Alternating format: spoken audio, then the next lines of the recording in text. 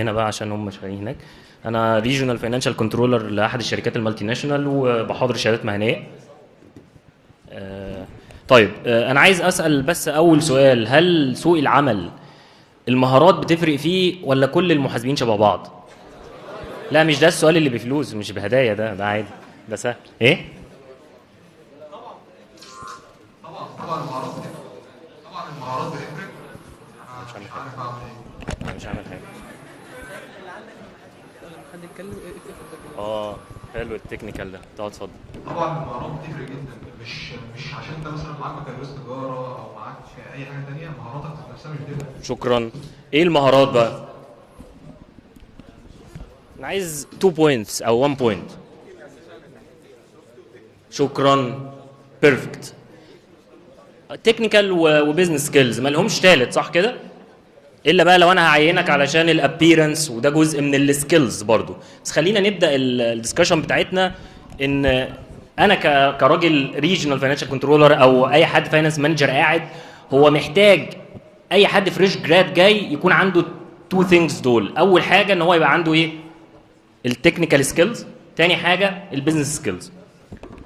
طيب، هبدا القصه دي بستوري كده سريعه. انا اول ما اشتغلت يمكن كنت بشتغل جي ال اكاونتنت، واشتغلت بيبل واشتغلت ريسيفبل. هو ثواني كده بس، معلش. هحط هي دي البرزنتيشن. لا مش خلاص. انت فتحت ايه؟ ثواني.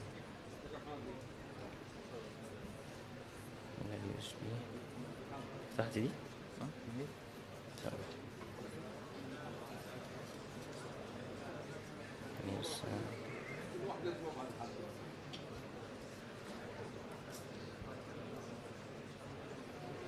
لا لا لا لا لا، ما تشغلش دماغك بده خالص، بس بتأكد ان هي دي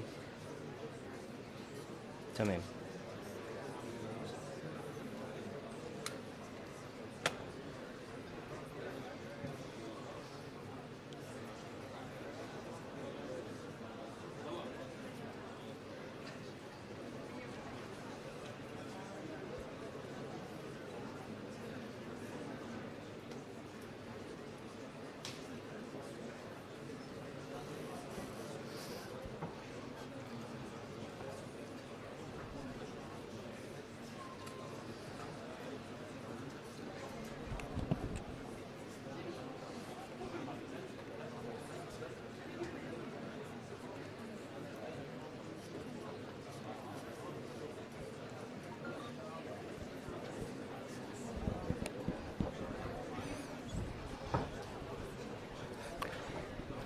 معلش يا شباب، بس كنا بنعرض البرزنتيشن.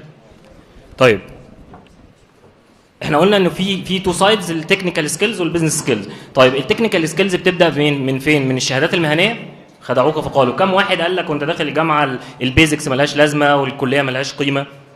كتير، صح كده؟ قال لك هتبقى ايه لما تخرج؟ قال لك هتبقى كاشير، صح كده؟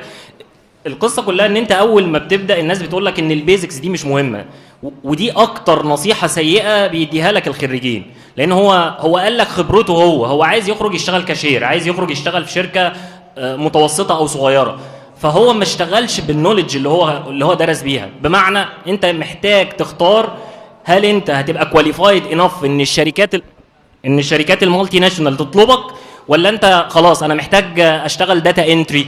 فاكرين المحاسب بتاع البطيخه اللي اتكلم عليه؟ هو دلوقتي ما فيش محاسب ببطيخه فيه؟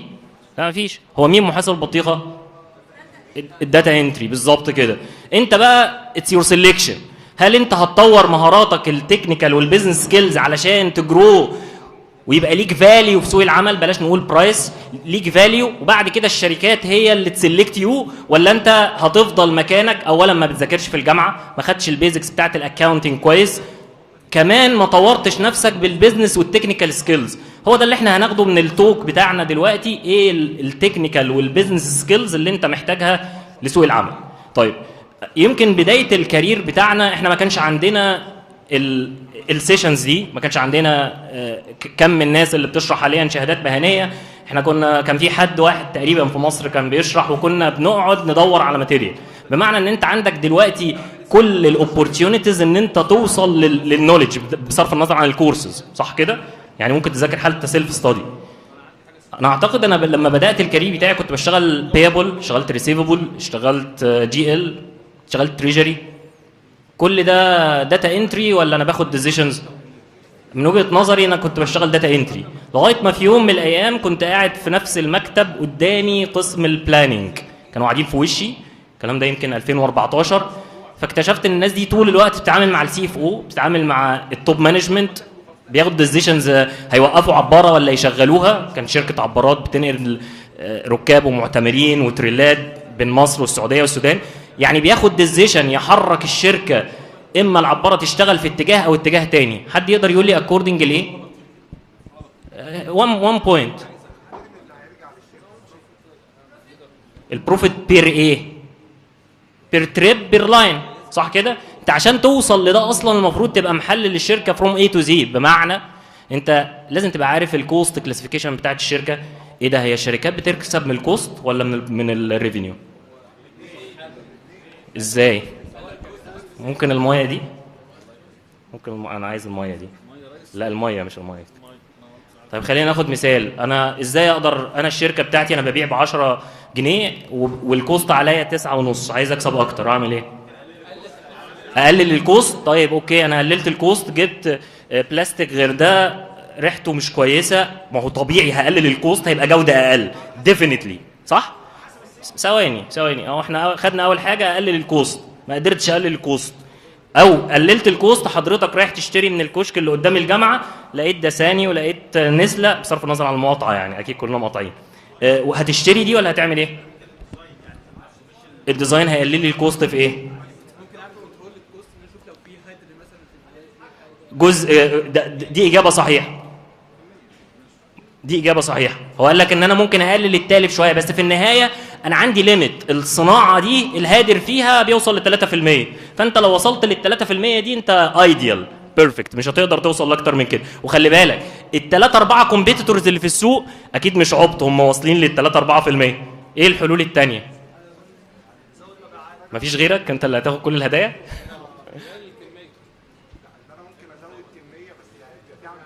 ده في حاله ان المصنع شغال فول كاباسيتي، صح؟ لان المصنع لو شغال فول كاباسيتي اوريدي، سوري شغال اقل ايدل كاباسيتي، عندي ايدل كاباسيتي، بس لو شغال فول كاباسيتي مش هقدر ازود البرودكشن عشان اعمل ايه؟ اعمل ابزوربشن للفيكسد كوست. ده حل ممتاز، ان انا اقلل الفيكسد كوست بزياده الانتاج، بس بشرط الانتاج ده يتباع. مظبوط يا استاذنا؟ طبعا. ايه الحلول الثانيه؟ الله ينور عليك. يعني انا ممكن ارجع، ايه ده، هو انا اتعلمت ده فين؟ انا دلوقتي داتا انتري ولا راجل ديسيشن سبورت للشركه؟ انا ايه اللي انا بعمله ده؟ انا بس بوري لك ان انت ممكن معلومه الكوستنج اللي مكتوبه في الكتاب حضرتك بتدرسها، اخد الشركه لدايركشن تاني خالص الشركه مش شايفاه. الراجل ده قال لي حاجه لطيفه قوي، هو الراجل ده ما كسبش من مرحله المانيفاكتشرنج اصلا، الراجل ده رجع كسب من مرحله الار ان دي. عمل ايه؟ قال لك انا هغير الديزاين. هو الكلام اللي بيقوله ده كلام نظري ولا كلام عملي؟ انتوا طبعا كلكم لسه، انتوا كام سنه؟ 20 سنه. الناس اللي شافت البوتل دي من 10 سنين تقريبا او 15 سنه كانت شكلها ايه؟ كان البوز ده اطول شويه، احنا كرجاله ما يفرقش معانا، وكان في بلاستيك هنا، صح؟ مظبوط ولا غلط؟ يعني لو جبت الازاز زمان، يعني اول شركه عملت التوبيك ده كانت نسله. عملت ايه؟ استغنت عن البلاستيك دي. واحد قاعد دلوقتي يقول لك ايه يا عم يا معتز اللي انت بتقوله ده، يعني البلاستيكه دي هتكسب الشركه؟ تخيل البلاستيكه دي في ملايين الازاز، استغنيت عنها. بالظبط كده. فانا عملت ايه؟ انا قدرت من الكوست كلاسيفيكيشن بتاعت المنتج اخد ديسيشن يحرك الشركه لدايركشن بروفيتابيلتي. على فكره اول شركه عملت ده، هو الموضوع خلاص مش مختفي، الشركات الباقيه حصلتها، ما هو الموضوع مش سر يعني. ففي النهايه اول ما الشركه الاولى عملت ده، هي ما عملتش حاجه غير انها غيرت، رجعت للار ان دي، غيرت الديزاين بتاع المنتج بتاعها، قدر ياخد ديسيشن. ايه الديسيشن ده؟ ده الاداره قدرت تاخد انفورمد ديسيشن، قرار بناء على ايه؟ على معلومه اداها لها الراجل بتاع محاسب التكاليف، قدر يحلل التكاليف بتاعت الشركه لايه؟ حد يقدر يقول لي الكلاسيفيكيشن ده كلاسيفيكيشن ايه؟ لا، محدش هيعرفه. لا، لا انت استاذنا صديقي يعني الغالي ورفيق الكفاح بالنسبه لي. اضافيه؟ لا، هاي اللي هيقولها هياخد هديه مني. هي دي فاريبل؟ ده احنا في العلم زمان كنا بنقول ان دي مانداتوري او يعني دايركت ماتيريال للمنتج، يعني حاجه اساسيه ما اقدرش استغنى عنها. خلي بالك، هل انا اقدر استغنى مثلا عن البلاستيكه اللي بره دي اللي عليها اللوجو؟ لا طبعا ما اقدرش، بالرغم ان هي ممكن تكسبني اكتر، بس هتعمل لي حاجه تانية اسمها في اد فاليو اكتيفيتي ونون اد فاليو اكتيفيتي. تخيل كلاسيفيكيشن الناس ما بتبصلوش اصلا ووداني للشركه انها تحقق ايه؟ بروفيتابيلتي. صح كده؟ على فكره الكيس دي حقيقيه، ادخل اقرا فيها. تمام كده؟ يعني مش كلام ثيوريتيكال يعني. ففي النهايه حضرتك اللي بتختار، والله حضرتك اللي بتختار هتقعد بره في الشركه تراجع فاتوره، ولا هيدخلوك المكتب تدخل الفاتوره دي على السيستم زي ما كلنا بدانا. على فكره كلنا اكيد بدانا كده، بس في النهايه انا قررت علشان اخرج من الزون دي لا انا محتاج ابقى كواليفايد. تقريبا اول بوزيشن مسكته كبير يعني بعد 5 سنين مديري سافر وانا بشتغل بيابل هيد. ايه ده؟ والله بوزيشن كويس، بس ستيل انا داتا انتري. بس الفرصه دي لما جات لي انا ما كنتش بريبيرد ليها اصلا، فلما بعد سنين جالي الفرصه الثانيه انا كنت اوريدي بقى بدات اذاكر سي ام اي، عندي النولج ازاي اقدر اعمل بادجت للشركه. تخيل السي اف او بيقول لك احنا السنه اللي جايه هنعمل البادجت، انت لسه ماسك، فبيقول لك انت هتعمل 10 مليون دولار نت بروفيت، ايه رايك؟ على حسب ايه؟ بيرفكت، دي بيرفكت ريبلاي. يعني قال لك ايه؟ انا السنه اللي فاتت، يعني انا لو هعمل السنه اللي جايه 10 مليون والسنه اللي فاتت كنت عامل كنت عامل 8 او 9 جود، يعني في انكريز بنسبه راشونال للشركه. بس تخيل ان انا قلت لك ان انا اشتريت السنه اللي جايه طيارتين. ففي نمط. هل ده يبقى ريزونبل اصلا؟ لا طبعا مش ريزونبل. يعني في فاينانشال داتا ونون فاينانشال داتا، بس في النهايه انا اقدر حتى اجادج الشركه دي رايحه فين وجايه منين مش بالبيزك نوليدج. انت محتاج تطور شويه طريقه تفكيرك، وجزء منها اونستلي مش عشان انا في ايفنت الاي ام اي، احنا الكلام ده لما اشتغلنا وخدنا البوزيشنز لو ما فيش حد يعلمك، وده مش هتلاقيه كتير، احنا خدناه بالشهادات المهنيه، ومينلي ده طبعا الكور بتاع السي ام اي ديفينتلي يعني. طيب على طول كده انت عايز تسالني؟ يلا ماشي. لا هو بص، هو حضرتك السيجمنت ده من اول ما بحط الاستراتيجيك بلان بتاعت الشركه، الناس اللي قالت لك ايه؟ بص انت معاك موبايل ايه؟ معلش معاك موبايل ايه؟ لو جبت ايفون مثلا، انا محدد السيجمنتيشن بتاعي من وانا بعمل الاستراتيجيك بلان بتاع الشركه، مش بعد ما نزلت المنتج الماركت والناس اشتريته. لا انا محدده من الاول في البرايسنج بتاعي، في الكوستنج بتاعي، في جوده المنتج. ثواني، مش قصدي كده، بس حضرتك مثلا انت لو مطلوب منك ان انت تعمل نت بروفيت 10 مليون مثلا، وانت السنه اللي فاتت كنت عامل 6، فانت عمرك ما توصل لل10 الا بقى لو غيرت مثلا السيجمنت، بدل ما انت كنت مستهدف فئه متوسطه هتبدا تستهدف الناس اللي بتتعلم كواليتي. اجاوبك كده. بص، هو طبعا كلامك ممكن يكون مظبوط. يعني عندك مثلا شركه بي ان جي، بروكتر اند جامبل، بروكتر اند جامبل، الشركه دي عندها هنا بتنزل برسيل جل. طب لو رحت الاقاليم هي بتنزل برسيل جل ولا بتنزل عبوات كده برسيل عادي؟ صح كده؟ فهو من الذكاء ان هو ممكن يقسم المنتج بتاعه لاكتر من شريحه. طيب احنا كده اتكلمنا على الايه؟ التكنيكال بارت. حد ما فهمش المعلومات اللي انت بتدرسها، هنقول صماء شويه في الشهادات المهنيه او في الجامعه. على فكره ما ينفعش تخرج من الجامعه ما عندكش البيزكس دي، ما ينفعش تجيلي الشهاده المهنيه ما عندكش البيزكس بتاعت الفاينانشال والكوست اكاونتنج على سبيل المثال. مظبوط؟ طيب احنا اتكلمنا كده على البارت بتاع التكنيكال.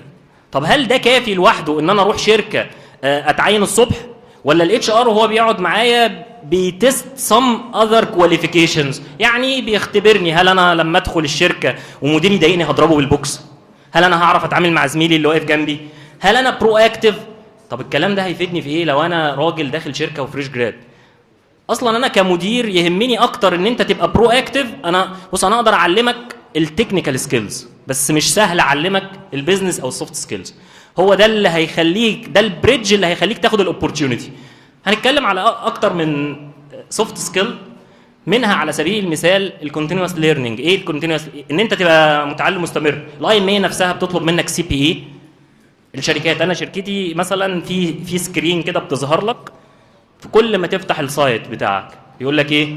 انت عملت السنه دي كونتينوس ليرنينج 5 ساعات من 19، انت لسه بيلو الافريج بتاع الشركه، فانت محتاج طول الوقت تبقى كونتينوس ليرنر. حاجه تانية، تايم مانجمنت. ايه علاقه التايم مانجمنت بالنجاح؟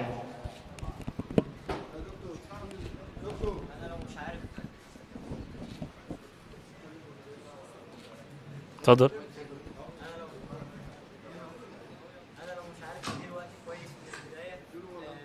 90% من الناس 90%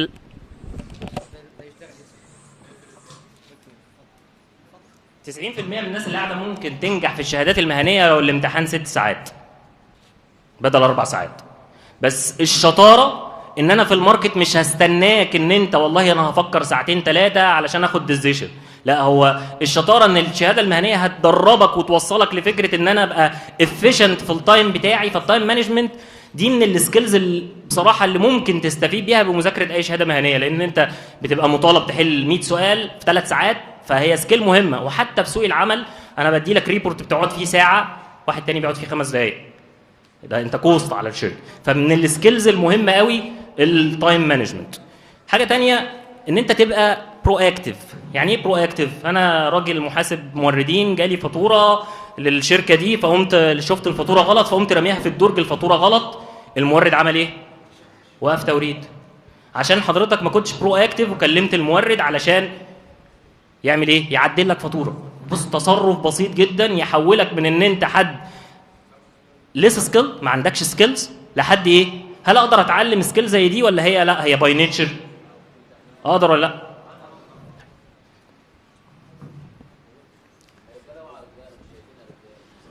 طب تعالى اقعد جنبي. طيب، بوزيتيف ثينكينج. انت لما دخلت الجامعه كام واحد قال لك انت هتخرج تبقى ايه؟ كاشير؟ صح؟ كلكم اتقال لكم كده؟ احنا ما شاء الله قاعد عندنا في الصف الاول والثاني عتاوله في الشركات. ادخلوا على اللينكد ان شوفوا المحاسبين بيشتغلوا ايه. تاني هترجع للبوزيتيف مايند سيت، هو ده اللي هيحركك. هل انت في حاجه مهمه قوي يمكن سخاوي يتكلم عنها، بيقول لك انت دلوقتي طبعا كلكم بتدخلوا تسالونا على الماسنجر او ايا كان، واحد معدي قال لك شهاده اف سي اف، مش عايز اذكر اسماء، كويسه، فقمت داخل فيها شهرين وبعدين خلصت قمت رايح. واحد تاني معدي في الشارع ما تعرفوش قال لك شهاده كذا، فقمت رايح داخل.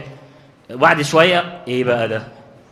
ايه التردد ده؟ التردد ده ضيع لك وقتك، ضيع لك مجهودك، اخرك في سوق العمل. فانت ما عندكش اصلا فوكس. انت محتاج ايه؟ لازم تبقى عندك فوكس. انت محتاج ايه؟ بدات الطريق تكمله لاخره، ولازم يبقى عندك بوزيتيف ثينكينج بعد كده. انا الناس كلها بتسقط، انا هنجح، اللي هيحصل لي يعني انا هدخل اجرب. بلاش النظره السوداويه دي، لا والله الشركات ما بتاخدش ناس. بص، الشركات بتعينه بالواسطه، صح كده؟ فانت كتر المبررات دي وكتر ما بتغذي عقلك بالقصه دي هيأثر عليك، سواء وانت بتدرس، هيأثر عليك لما تشتغل. مفيش مدير هيحبك طول الوقت تصدر له مشاكل. انت وانت داخل له طول الوقت عمال تقول له ايه؟ في كارثه مع العميل، في كارثه مع طب انا اعمل ايه؟ انت عايزني اعمل ايه؟ عارف لو انا مدير وانت دخلت لي بمشاكل طول الوقت هعمل ايه؟ لا، ممكن تبقى شاطر، هخليك جونيور طول الوقت، هخليك اكاونتنت، داتا انتري، مش هخليك مانجر، مش هخليك ليدر. طب اعمل ايه؟ طب انت لو دخلت لي وقلت لي المشكله كذا واديتني حلين 3، حتى لو ال3 حلول فيهم واحد متوسط واحد ضعيف، هعمل ايه؟ على الاقل قوي ادخل لي بحل او 2. فالسكيل جزء منها كبير بينجحك. اولسو من الحاجات المهمه، ايه اكتر صفه بين الناس الناجحين توصفوا بيها؟ الانضباط. الناس اللي عندها انضباط اكتر ناس بتنجح في حياتها، مش اشطر ناس. في دكاتره سي ام اي قاعدين كتير، اكتر ناس بتنجح معانا حتى في الشهاده هو اللي عنده انضباط، مش الاشطر. حقيقي ولا ايه؟ يعني احنا شفنا كتير اشطر ناس مش هو اول واحد بيدخل الكورس. فاللي بيبقى سيرتيفايد دايما اكتر ميزه بنشتغل عليها هو يبقى عنده انضباط. بصراحه طلبه الجامعه عندهم الميزه دي شويه، دي حقيقه. تقدروا تذاكروا كونتينيوس مثلا 2 ساعات في اليوم، 3 ساعات في اليوم. اخر توبيك هنتكلم فيه الادابتابيليتي او الريزيلينس. ايه قصه الادابتابيليتي دي بقى؟ يعني ايه اصلا؟ التكيف، بس مش التكيف التكيف التأقلم. خلينا التأقلم. ايه بقى؟ ليه مفيد اصلا؟ هل مفيد للافراد ولا للشركات؟ حد عنده مثال؟ محدش يقول لي نوكيا عشان اتهرس. قول لي. ممكن في مثال بسيط كده لفكره التكيف دلوقتي للاشخاص وللشركات الاثنين في نفس الوقت. انا عرفت انت هتقول ايه، لو قلت اللي في بالي هتبقى كويس. قول لي بقى. خلينا نبدا مثلا للاشخاص. انت حاليا لازم تبقى طول الوقت تحاول ان انت تتكيف مع اي متغيرات حواليك، بتحاول ان انت دايما تتابع الماركت، تشوف الشركات بتقول ايه بالظبط او محتاجين ايه، زي ما قال دكتور محمد صبري بالظبط من شويه يعني في التوب بتاعته. بل وكمان بتتابع التولز الجديده في الاندستري بتاعتك. بيرفكت. ده جزء مهم، بس خليني اقول لك ان يمكن انا اقصد حاجه اعمق من كده شويه. حد طبعا، مين اكتر مثال للناس اللي ما طورتش نفسها ووقفت مكانها اللي الناس حافظاه؟ نوكيا، بلاك بيري. بس بلاك بيري كان عندهم قصه كده ان هم عندهم براءات اختراع كتير، فشركه تانية اشترتهم وبعدين باعتها. فنوكيا لما اختفت علشان ما عملتش ادابتابيليتي اصلا، صح؟ هم كان عندهم النظام القديم ما رضيش يطور الاندرويد. وفي مثال كلنا شفناه.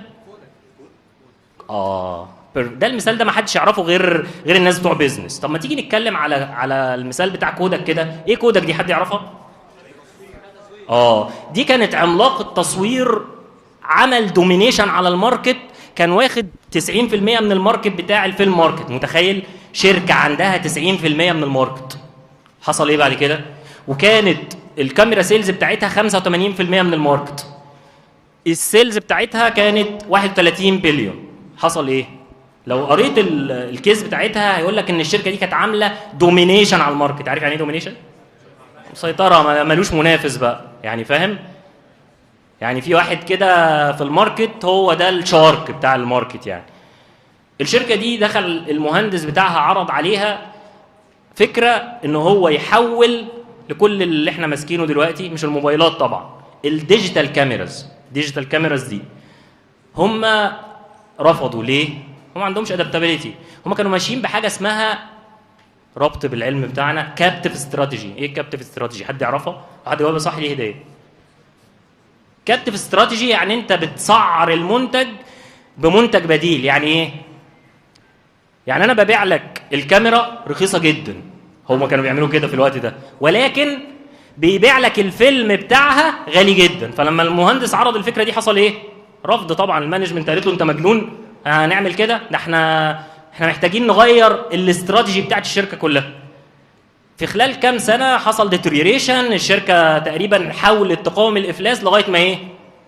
فلست اوريدي خلاص. حد يسمع عنها دلوقتي؟ انت بتلاقيها كده بتروح تتصور صوره وخلاص، ما عادش بقى الدومينيشن بقى في شركات تانية.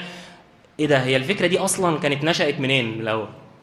مهندس جوه الشركه، متخيل؟ بس المقاومه للتغيير. فلو سمحت ما تقاومش التغيير. حتى في بدايه كوفيد في ناس قاومت التغيير. في بعض دكاتره الجامعه مثلا في البدايه قال لك لا مش هندرس اونلاين. ده دكتوره الام بي اي بتاعتي قالت لي كده. قالوا لا هم كبار ودرسوا في جامعات عريقه، فقال لك في الاول لا. بس بعد فتره هل هم كملوا رفض ولا خلاص كله تكيف؟ يعني انا كده اولموست اتكلمنا على التكنيكال بزنس سكيلز. في جمله اتقالت مهمه قوي النهارده، اللي هو موضوع ان انت تقع في النهر. ده حاجه احيانا مفيده، بس انت جاي النهارده علشان تعرف تعوم قبل ما تنزل. تمام؟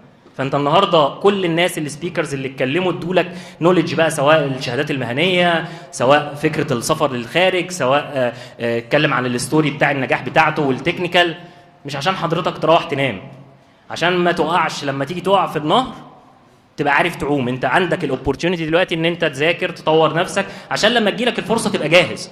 يعني انت لو جات لك الفرصه ان انت تبقى بلاننج، مش هقول لك هيد، يعني بلاننج اكاونتنت، اف بي ان اي اكاونتنت عادي يا سيدي، هل انت جاهز ليها دلوقتي؟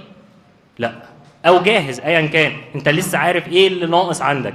يا ريت كل الناس اللي قاعده يبقى عارف هو فعلا ايه الناقص عنده دلوقتي يقدر يشتغل عليه، عشان ما تقعش في النهر فتلاقي نفسك مش عارف تعوم. انت عندك فرصه دلوقتي تطور نفسك بقى، انت عارف سوق العمل طالب ايه السكيلز اللي مطلوبه، انت محتاج ايه اصلا عشان تروح للبوزيشن اللي انت عايزه. واهم نقطه لو سمحت ما تتنططش بين الشهادات، لو سمحت مش كل حد يقول لك كلمه تمشي وراه، اعرف البوزيشن اللي انت عايز تروح له خلال 10 سنين وطور نفسك. ارجو ان انا ما اكونش طولت عليكم، معلش.